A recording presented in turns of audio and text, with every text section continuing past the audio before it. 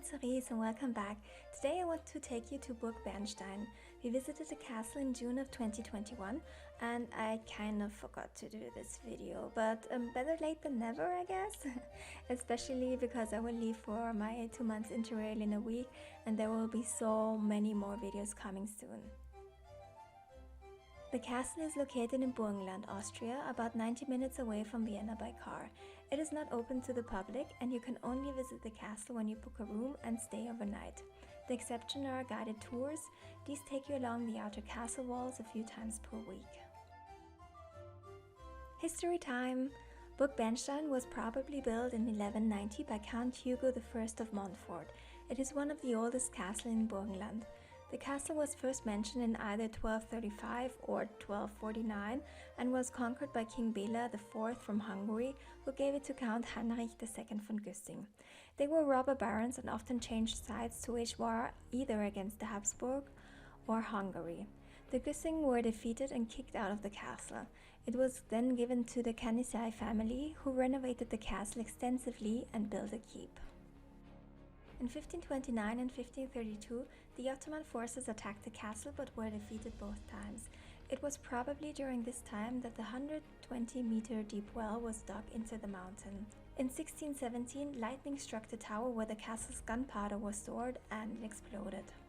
Ludwig von Königsberg renovated the castle 10 years later, as it was also damaged by 2 different rebellions and the explosion, and turned it into a Baroque palace. But the family had run out of money and sold the castle to Adam I Batthyány in 1644. With the Batthyány family, the castle went to Hungary once again and would stay Hungarian until the end of the First World War. The Batthyány renovated the castle further, and during that time the Rittersaal, Knight's Hall, was built by Filiberto Lucchese. They also demolished the keep. A tiny chapel was built into the southeastern part of the castle in the 18th century. In 1864, the Batthyány family sold the castle to an Irishman, Edward O'Egan.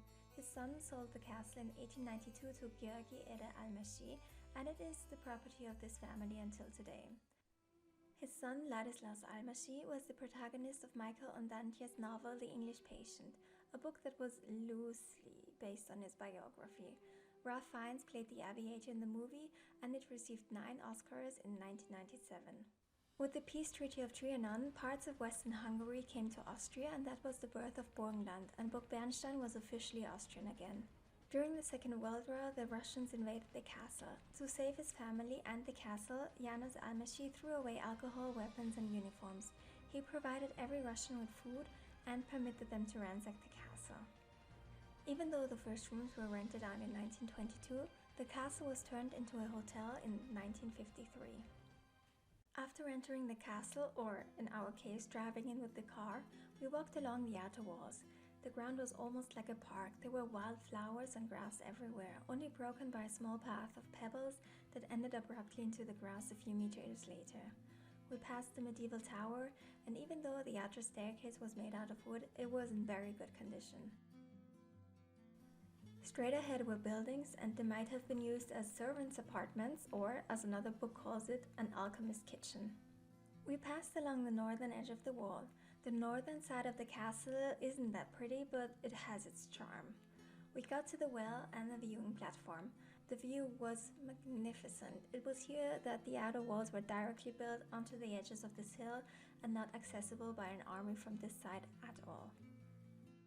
On the right side of the platform is the well. It is said that French machine builder built a water pump, but sadly it didn't survive. On the castle, one can see where the Batthyány family built a second story into the walls. The stone has a different color and one can see the small battlements. On this northwest side of the castle, there were sun lounges and I took a quick break. It was a perfect sunny day in June, and the castle felt so alive with birds and insects, and there was a sweet fragrance from flowers everywhere in the air. Here, the walls on the outer side were decorated with old farming equipment. There was a tunnel then leading underneath the castle and then out into another garden or terrace. After going all around the castle, it was time to finally enter it, and right on top of the castle gate is the coat of arms of the Batthyány family. The inner courtyard is shaped like maybe a downward turned bean. It's not very even. It was here that our host served us coffee, juice and delicious cake. And in this courtyard we would also take our breakfast. It was then that a cat chose to demand some pets, and who am I to deny such a request? He, the host, not the cat, then permitted us to look into all of the rooms because we were the only guests that day. And boy, was there a lot to look at. We first looked into the Rittersaal, which was also the dining room for the guests. It's located in the south wing of the castle and is dated to 1650. The stucco was made by Antonio Tempesta and depicts scenes from Ovid's Metamorphoses. Demeter who says goodbye to her daughter Persephone, Hercules who rises from the pyre to the Olymp, Daedalus and Icarus, the latter falling from the sky, Phaeton who falls from the wagon, and Erysichthon who in the end ate himself. Our room was on the ground floor on the west side. It was called Gottgetröst and had 2 rooms plus a small oriel. There was a bathtub and a shower in the bedroom and a small toilet built into the walls. We even had our own terrace with a small table. It was also a viewing point, and on clear days one could see another castle, Schloss Regensburg, which was about 60 kilometers away. There are no TVs or fridges in the castle as it tries to keep its old charm. And it's awesome. And even though it was almost 30 degrees outside, inside it was so cool, almost icy. The next room we found was the common room. It had a lot of books and a big fireplace. It was also the room with the best Wi-Fi connection. Also, the smell reminded me of freshly smoked meat and oak fire. I still remember it so vividly. The first room we looked at was Laurie, and it was a room just next to ours. The name of the room comes from Eleonora Bathiani Stratmann. She was born in 1672 and died in 1741. Laurie was a Viennese court lady and the confidant of Prince Eugene of Savoy. After her husband's death, she defended the castle successfully against invaders twice. Moving to the north of the castle, it suddenly grew very dark and dingy. It was a cellar, and it was there that we found old weapons and that nice guy with his cannon. I don't know why, but look at the warp after I leave.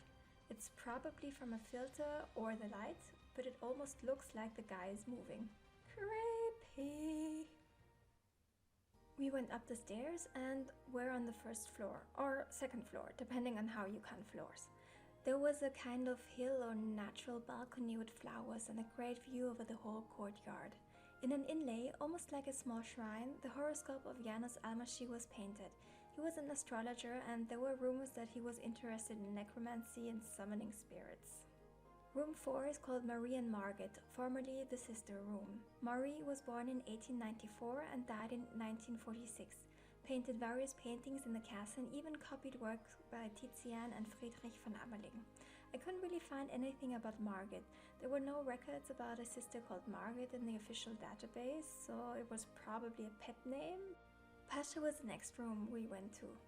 It's named after Almasi Pasha, who was Hungarian ambassador in the Ottoman Empire in 1623. János Álmosy lived in this room. He was born in 1893 and died in 1968. He was a Nazi sympathisant and friends with Unity Mitford, a British socialite who was known for her relationship with Adolf Hitler. It has a bedroom, a study room, and a small room with a bay window. And the best part, it has its own library. But if I had the chance to stay at the castle again, hopefully soon, I would pick the princess room, now called Maria Rosa Room, with its original Rococo salon. Princess Maria Rosa Esterhazy lived in this room. She was born in 1900 and married János Álmosy in 1929 and died in 1971. As a child, she had polio and afterwards was bound to a wheelchair. Her room was just over the chapel, and they built a window for her so she could join the mass without having to be carried down the stairs every time.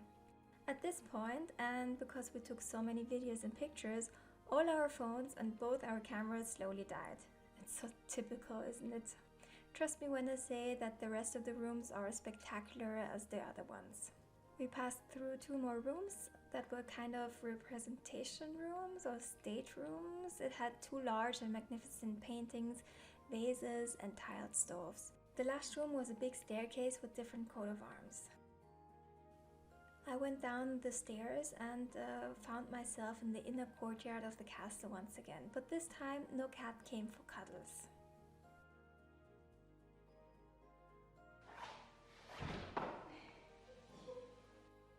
Thank you so much for watching. I hope you had as much fun as I did in the castle, and if you're interested in staying there, check out their homepage. They take reservations from May to October.